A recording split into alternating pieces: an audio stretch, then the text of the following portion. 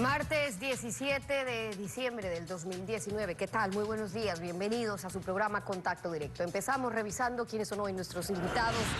Nos acompañará Mauricio Cruz, el director regional de Odebrecht en Ecuador, encargado la reparación integral al Ecuador tras los hechos de corrupción en las obras denominadas emblemáticas del correísmo, el monto de la reparación, el cruce de cuentas, arreglo de obras mal construidas según los informes de Contraloría. También estará Esteban Albornoz, asambleísta de Alianza País por Azuay, presidente de la Comisión de Desarrollo Económico, con las objeciones a la Proforma 2020, la monetización de activos, medidas de combate a la evasión tributaria que proponen, y además el programa cuatrianual en lo relacionado a educación, a salud, versus lo destinado al pago de la deuda. Lo vamos a revisar. Y también estará Patricio Donoso, asambleísta de Creo por Pichincha y miembro de la Comisión del Régimen Económico, el segundo vicepresidente de la Asamblea Nacional. El apoyo a la mayoría de las objeciones del Ejecutivo al proyecto de ley de simplicidad y progresividad tributaria. La proforma presupuestaria 2020 en el nuevo año trae más deuda y más emisión de bonos. Lo vamos a examinar. Esta noche el Pleno de la Asamblea debatirá sobre el veto parcial del Ejecutivo al paquete de reformas tributarias. 12 de las 13 observaciones hechas por el presidente Moreno fueron acogidas por unanimidad en la Comisión de Régimen Económico. El informe no vinculante que aprobó la Comisión de Régimen Económico la noche de este domingo recomienda a la Asamblea allanarse a 12 de las 13 observaciones hechas por el Ejecutivo en el veto parcial al proyecto de reformas tributarias. La sesión se llevará a cabo la noche de este martes y según Patricio Donoso, son 70 los votos que se necesitan para aprobar las sugerencias del presidente Moreno. Yo veo un muy buen ambiente porque la votación ayer anoche fue por unanimidad. Yo voy a sugerir al bloque legislativo al cual estoy en este momento representando, que vote a favor de las 12 objeciones del presidente de la República. El artículo del veto parcial que no logró consenso en la comisión tiene que ver con que el Comité de Comercio Exterior COMEX, entidad adscrita al Ejecutivo, controla el envío de paquetes al país de los migrantes ecuatorianos. Homero Castañer cree que el Pleno también estará en contra de esa propuesta. Paquetes de 4 kilogramos es algo totalmente manejable y por eso nosotros yo pienso que vamos a respaldar y ratificarnos en que puedan nuevamente tener esa posibilidad de estar cercanos a sus casas, a sus familias, por lo menos con cositas materiales. Mientras, el correísmo prefiere no adelantar si se allanarán o no al veto parcial del Ejecutivo, pues aún existe resistencia de esta bancada a las reformas tributarias. Puede tener una posición como Revolución Ciudadana. Sin embargo, en términos generales, esa ley no es beneficiosa para el país y tampoco cumple con los objetivos que se ha planteado. Uno de los temas polémicos que no tenía el apoyo de la mayoría de las bancadas estaba relacionado a que las empresas telefónicas ya no entregaran recursos al Estado, sino que los reinvirtieran en proyectos tecnológicos. Esta propuesta fue eliminada con el veto. La actualidad, los protagonistas, el análisis y la información en Contacto Directo. ¿Qué tal, Eni? Buen día, ¿cómo te va? Muy bien, Steffi, amigos televidentes, un buen día para todos. Los diálogos entre Odebrecht y el Estado ecuatoriano se encuentran suspendidos, diálogos que buscaban un acuerdo para lograr una reparación integral por su rol de empresa corrupta y corruptora. En julio se instaló una mesa de diálogo, sin embargo, parece que estas conversaciones no avanzan y por lo tanto no hay indemnización hasta ahora. ¿Por qué se suspendieron los diálogos? Se lo preguntamos a Mauricio Cruz López, director regional de Odebrecht en Ecuador. Buenos días. Buenos días, muchas gracias. Bueno, nosotros estamos desde el final de 2016, no solo en Brasil, donde empezó, pero también en todos los países de esta región, dispuestos a hacer todo el esfuerzo posible para llegar a los acuerdos de cooperación o de colaboración eficaz, ¿no? Acá en Ecuador, por lo que tengo entendido, se avanzó bastante en el acuerdo de la materia penal y lo que queda pendiente ahora es solamente definir la cuestión de la reparación civil. Entonces, de nuestra parte, estamos a disposición para poder seguir adelante con esta agenda y muy abiertos para poder llegar al acuerdo que sea satisfactorio para el Estado ecuatoriano. Si desde julio se han venido reuniendo, ¿por qué hasta el día de hoy no hay un acuerdo? Bueno, en verdad la empresa no define la agenda, la empresa está dispuesta a seguir adelante lo que quiera el Estado ecuatoriano. Yo estoy aquí presente hoy justamente para poder seguir adelante con ese diálogo y no vamos a imponer la agenda, nosotros estamos siguiendo lo que decida el Estado, ¿no?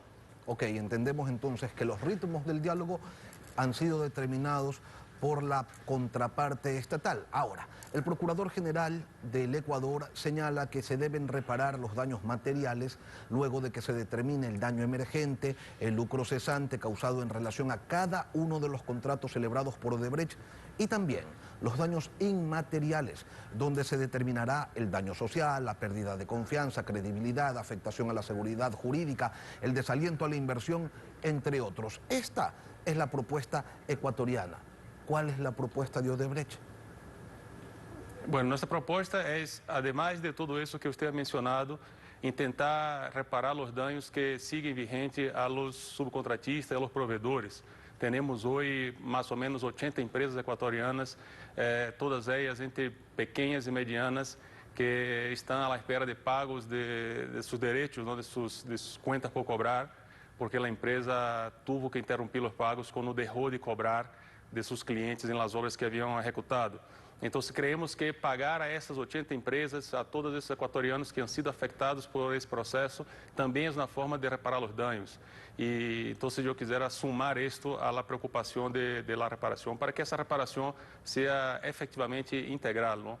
Pero para pagarle a esas más de 80 empresas a las que se les adeuda, a las que Odebrecht les adeuda porque eran sus subcontratistas, ustedes requieren que el Estado ecuatoriano les pague esos 103 millones de dólares que hasta el día de hoy no les ha cancelado. El problema es que las obras por las que se les está adeudando son obras que tienen observaciones, entre ellas el acueducto La Esperanza y ese poliducto mal hecho entre Pascuales y Cuenca que se está hundiendo.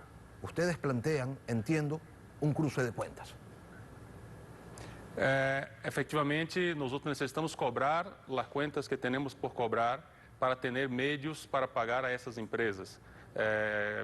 Em el passado já hemos hecho em Equador e em diversos países pagos a los subcontratistas, a los proveedores, mesmo estando com contas por cobrar de seus clientes. Pero em esse momento, lamentavelmente, a empresa não tem capacidade de hacerlo. Se tivéssemos, seguramente já hubiéramos pagado a 80 empresas e estaríamos discutindo depois as contas por cobrar.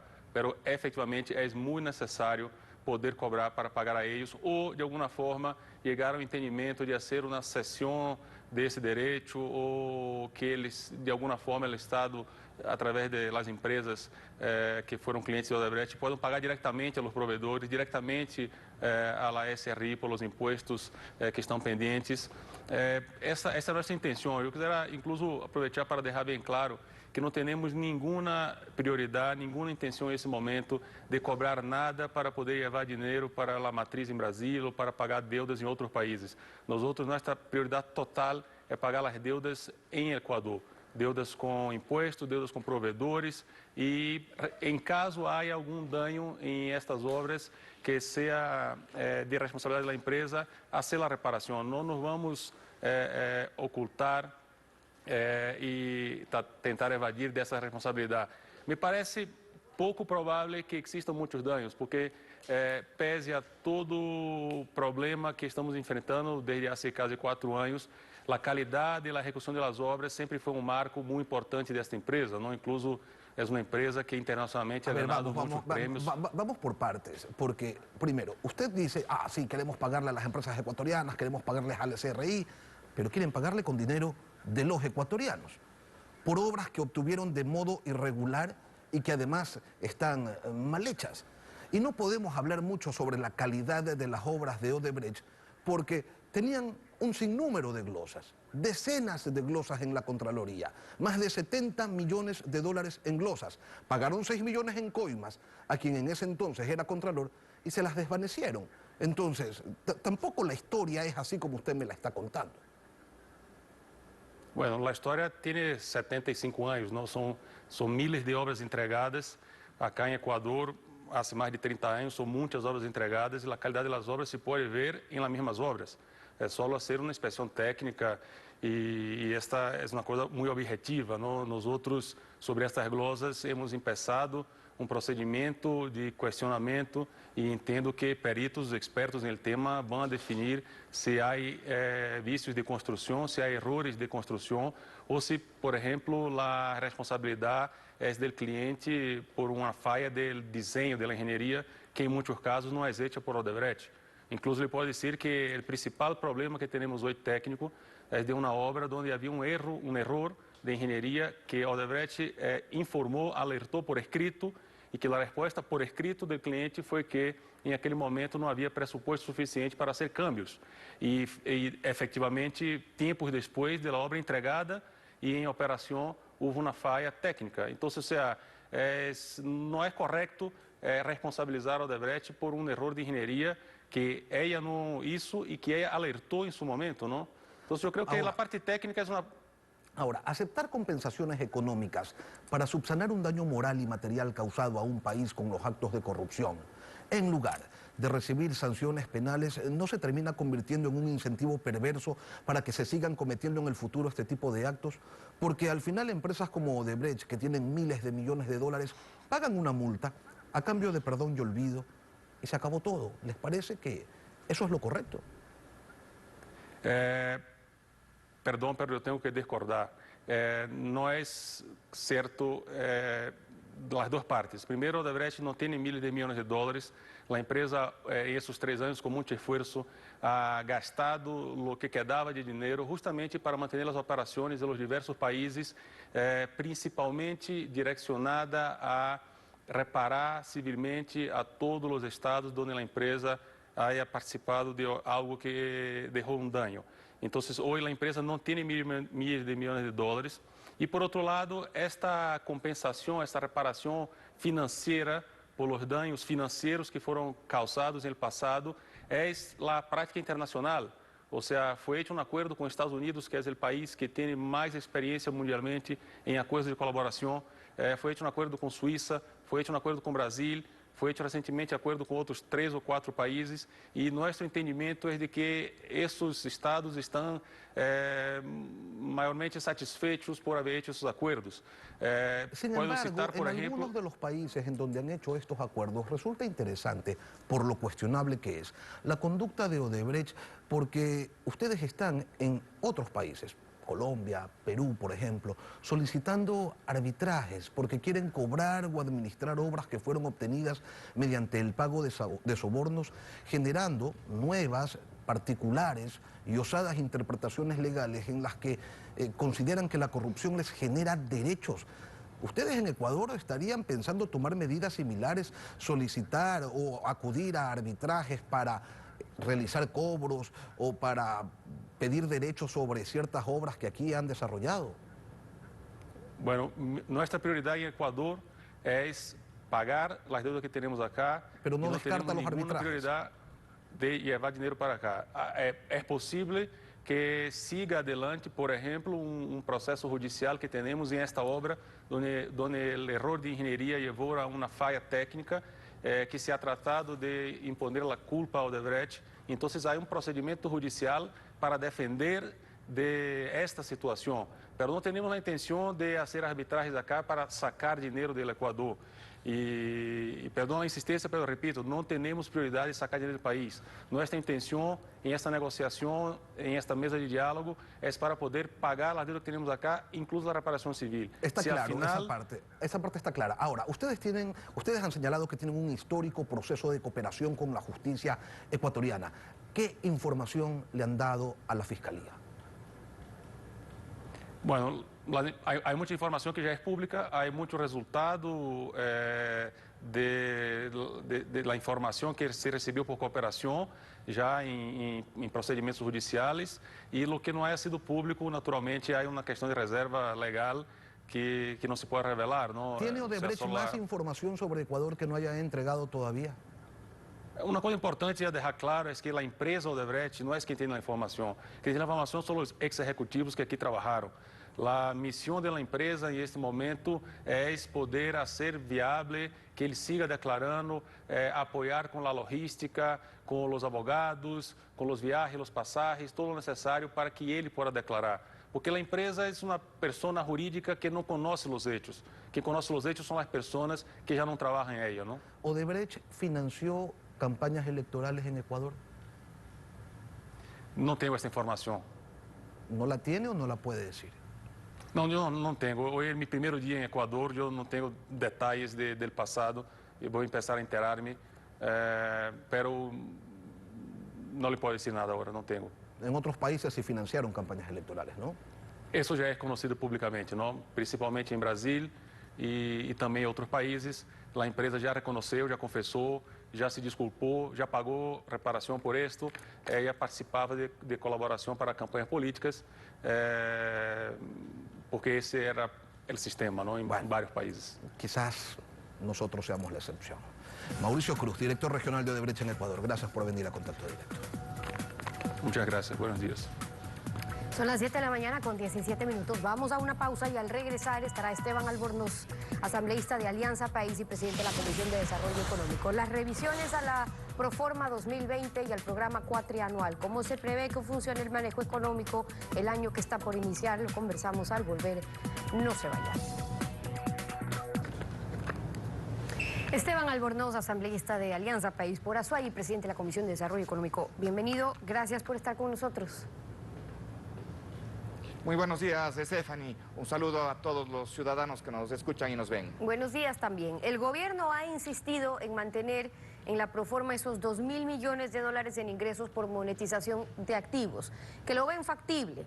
Ya saben que es lo que se vendería primero. Desde la Asamblea le han pedido en cambio un plan de contingencia. ¿Por qué creen que podría no concretarse? Más allá de analizar el beneficio o no de monetizar o concesionar activos productivos que tiene este rato el Ecuador, yo creo que lo importante en este momento es establecer si es que en el plazo establecido que se plantea en la Proforma se va a concretar. Y es por eso que planteamos un plan de contingencias con relación no solo al tema de la monetización, sino también al tema de la producción del petróleo, al tema que está relacionado con el precio del petróleo. Pero hay aquí un tema importante. Con la aprobación de la Ley de Simplificación y Progresión Tributaria, el Estado tendría un ingreso adicional de alrededor de 600 millones de dólares que ya no estaban contemplados en la Proforma presupuestaria. Es decir, la presión que se tenía sobre ese plan de contingencias que en forma legítima la Asamblea Nacional y la Comisión de Desarrollo Económico identificó, pues disminuye. Ahora, usted dice no es que tengamos dudas de que se puedan vender, porque en efecto se lo puede hacer, sino que se cumplen los tiempos. De hecho, para la Proforma del 2019 tenían en monetización unos 1.000 millones de dólares que no se llegaron a cumplir. Ahora lo que están estableciendo es 2.000. Pero en la Proforma presupuestaria para el 2020, si bien reconocen un déficit fiscal de más de 3.300 millones de dólares, que sería mayor si se contempla o si no se contempla la monetización de activos, lo que mencionó aquí el ministro es CNT, Banco del Pacífico, Sopladora, Mina San Francisco. Estas dos últimas, que son hidroeléctricas, desde su experiencia, pregunto como exministro, ¿están listas para la venta, para la concesión? ¿Qué condicionamientos debería estar buscando el Estado en esa monetización con las hidroeléctricas para que resulte en beneficio para el Estado? O sea, una primera condición es de que existan las recepciones definitivas de los proyectos. Entiendo que en el proyecto Sopladora todavía hay temas administrativos, no técnicos. Está generando alrededor del 10% de la energía que consumimos en el país. En el caso de Mina San Francisco, entiendo que también está funcionando adecuadamente, pero es fundamental que exista la recepción definitiva con el fin de proceder. Pero además, luego de tener esa recepción definitiva de estos proyectos, pues tiene que haber una banca de inversión, tiene que haber análisis, y eso toma su tiempo. Y es por eso que nosotros hemos insistido en que se revise adecuadamente, ¿no es cierto?, el cronograma con el fin de que se puedan concretar o no. Y es por eso que la tercera observación que nosotros planteamos justamente estaba relacionada con esos planes de contingencia. Con relación a las 17 observaciones, nosotros habíamos planteado que esas 17 observaciones pueden estar agrupadas en 5 grupos.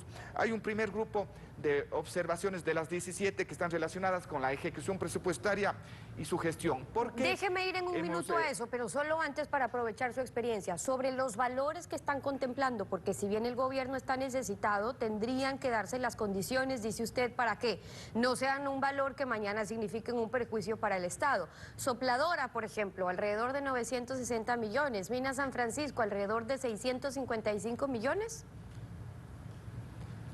Mire, los valores que están en libros están alrededor de lo que usted plantea, pero lo más importante, más que el valor en libros, es de cómo se establecería el proceso y el contrato de concesión o de monetización en el que se establecería el costo de la energía. Ahí está el quid del asunto y eso se tiene que analizar con mayor profundidad. Pues podemos vender Sopladora en $1.000 millones, pero en cambio el costo de la energía que tendría que comprar el Estado ecuatoriano a aquella empresa que es concesionada puede ser extremadamente alto, o puede ser que no sean los $1.000 millones, pero sean los $800 millones, y claro, y el costo de la energía que se tenga que adquirir aquella empresa que recibió la concesión sea menor. El quid del asunto, lo más importante es conocer en qué condiciones pues se daría esa concesión. Sobre el valor. ¿Cuánto nos costaría la energía? Sobre el valor, más que sobre el valor mismo, ¿no? ¿Qué es lo que el Estado tendrá que pagar después? Importante esa observación. Ahora, ¿se refería usted a las observaciones que, por cierto, definieron en la comisión, a acogerse también a algunas de ellas? La comisión ha sugerido que implementen algunas estrategias destinadas a reducir la evasión, la elusión, el contrabando para mejorar la recaudación de tributos. Ahora pregunto, en teoría eso hay, la ley está, pero ¿se sigue poniendo impuestos a los que ya pagan en lugar de ampliar la base o en su defecto cobrar a los que no pagan, porque eso es lo más difícil? Esa es una muy buena observación, Stephanie. Por eso es que una de las observaciones es que la Asamblea, asumiendo el control político que tiene la facultad de fiscalización, es hacer una supervisión sobre la ejecución presupuestaria. Hay un buen grupo de observaciones y recomendaciones que, más que pedir que se reforme el presupuesto presentado por el Ejecutivo, están encaminadas a hacer un mejor control sobre la ejecución presupuestaria.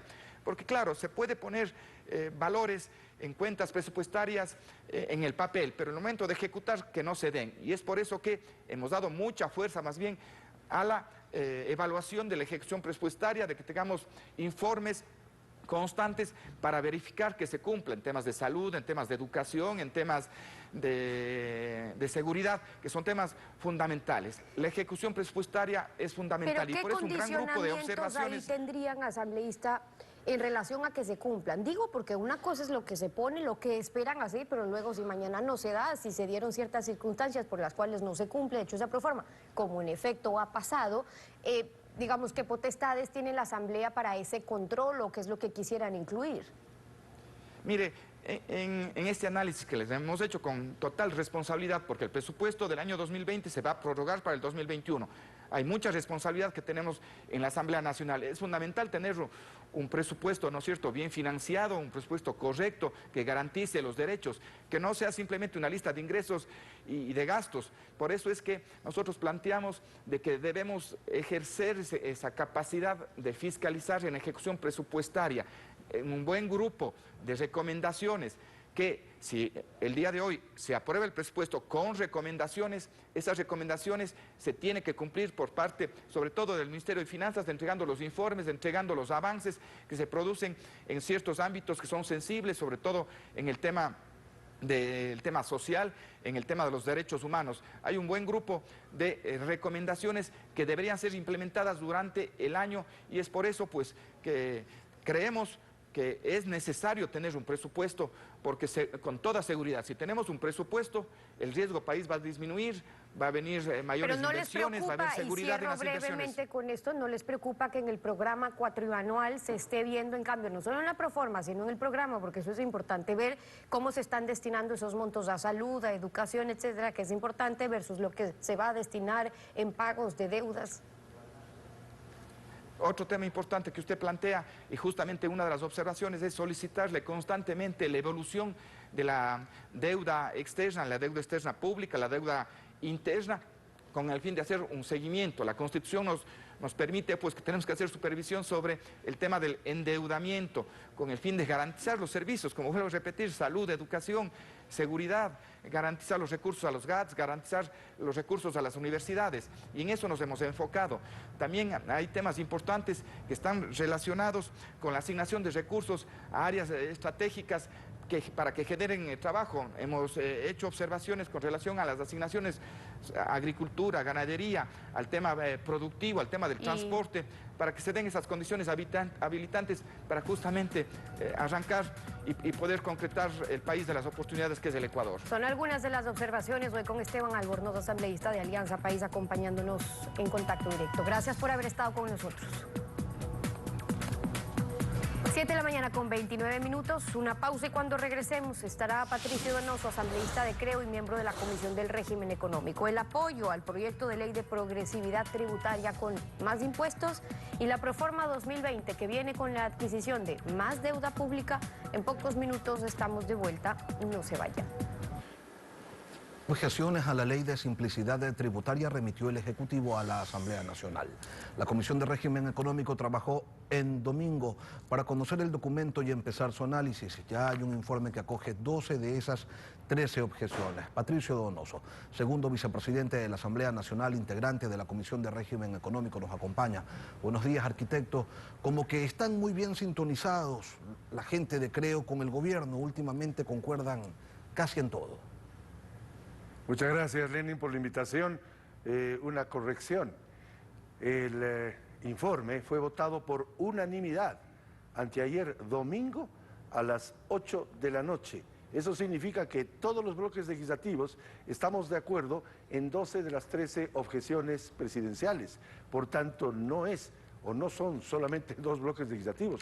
Todos los bloques legislativos votamos en consenso a favor del informe que hoy va a ser votado a las 8:40 de la noche. Por tanto, creo que se ha hecho un buen esfuerzo, usted lo dijo, hemos trabajado el domingo, desde el 18 de octubre, hemos trabajado prácticamente 2 meses, incluidos fines de semana y muchas veces hasta altas horas de la noche, para darle al país una mejor ley, algo que le pueda ser útil para bajar el riesgo país. Por ejemplo, que subió dramáticamente a raíz del equivocado archivo del proyecto anterior. Y digo equivocado porque creo yo, y planteé en el plenario legislativo, que se lo debata completo, que se vote por tramos, que se deseche lo negativo y se apruebe lo positivo. Tampoco permitir que pase por el Ministerio de la Ley. En fin, eso ya pasó. Tenemos otro proyecto más corto, de casi 50 artículos, que fue aprobado el 9 de diciembre y el día de hoy será, en mi opinión, ratificado por prácticamente todos los bloques legislativos, estimado Lenin. Pero más allá de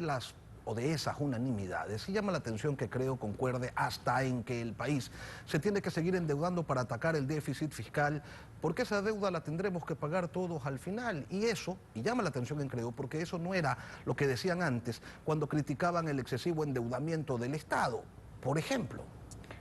Exactamente al revés, Lenin. Nosotros somos quienes estamos invocando que no debemos endeudarnos más. Nosotros somos quienes decimos sí a las contribuciones, por ejemplo, a las empresas que facturan, por decirlo, más de 10 millones de dólares. Contribuciones por 3 años, el 0,2%. Sí, arquitecto, pero ese proyecto también abre puertas y ventanas para que el gobierno pueda emitir bonos hasta de un 3% del Producto Interno Bruto, ¿no? Entonces... Y dígame usted y la opinión pública cómo cubre un déficit tan grande, por lo menos en lo que resta del año. Nosotros estamos en contra del endeudamiento, pero si el pronunciamiento oficial del movimiento Creo es el nuevo endeudamiento es negativo porque nuestros hijos tendrán que pagarlo. Es eso, nuevo endeudamiento o aplicación de contribuciones en una época de absoluta crisis, sin duda alguna. Por tanto, hemos facilitado a través de la eliminación del anticipo del impuesto a la renta, y también quisimos que se eliminase el impuesto a la serie de divisas, el que hayan menos impuestos, más contribuciones, menos impuestos, de forma tal que, y se da el viejo adagio de que quien más tiene, más paga, lo cual está bien. Vale decir lo que se denomina la progresividad, estimado Lenin. Esa progresividad es absolutamente justa, funciona en todo el mundo y, por supuesto, espero que el gobierno acople esto que se viene hoy día con lo que ya en alguna medida la proforma presupuestaria menciona, que es la focalización de los subsidios. No es justo que usted, Lenín Artieda, y yo, Patricio Donoso, tanquemos nuestros vehículos con una gasolina subsidiada. Le doy un solo ejemplo, Lenin, con su veña. Un tanquero con 10.000 galones de gasolina, cruza la frágil frontera ecuatoriano-colombiana y en un solo día, escúcheseme bien, en un solo día, aquel contrabandista se gana $14.000 y hay decenas de estos viajecitos, por así llamarlos, todas las semanas. Ahora, arquitecto, el gobierno tiene... Pero eso por el lado de las expectativas, de lo que podría pasar. Claro. Pero hablemos de la ley, de esta simplicidad tributaria que, le pregunto, ¿usted realmente cree que va a traer crecimiento económico?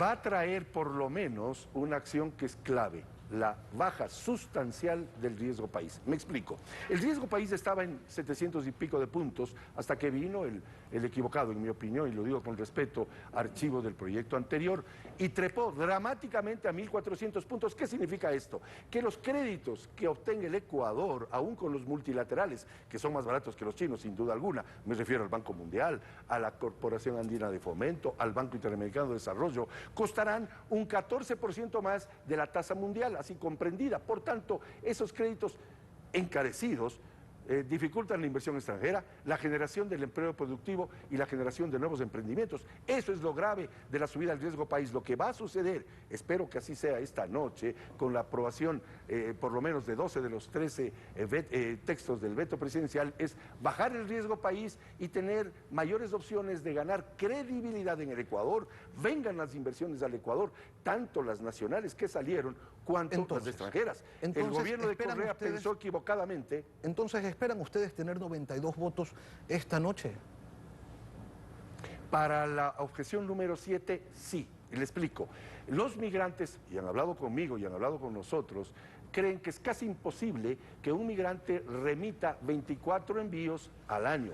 Hemos puesto en la ley, en el proyecto, que se pueden dar hasta un tope de 24, eso sí, con control y seguimiento, a fin de evitar, por ejemplo, temas inherentes al contrabando. Y vamos a ratificarnos, espero, con 91 votos esta noche en el texto original aprobado por el plenario el 9 de diciembre último. Eso en cuanto a la objeción número 7. Y en cuanto a las 12 restantes objeciones, allanarnos porque su redacción mejora la situación, por ejemplo, de los agricultores, que podrán vender sus productos y la economía popular y solidaria podrá vender productos de hasta un 70%, frutas y demás, para producir alcoholes. Arquitecto, y ya que estamos hablando de votos, ¿van a tener los votos suficientes para mañana, en cambio, poder insistir en las 17 observaciones que le hicieron al Ejecutivo sobre la proforma del 2020 y que ellos apenas creo que les respondieron 2?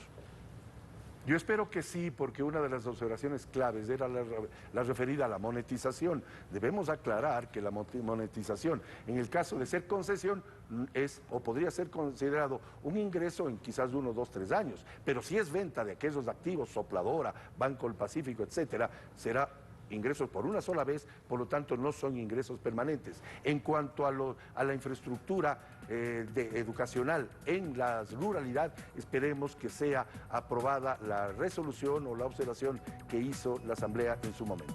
Y en salud también, ¿no? En salud también hicieron una recomendación y el gobierno dijo, no, para esas cosas no hay plata. Patricio Donoso, gracias. Así es, yo creo que sí va a haber los votos, respondiendo directamente a su pregunta. Gracias por acompañarnos en Contacto Directo, arquitecto Donoso. A usted, muchas gracias. Una pausa y volvemos.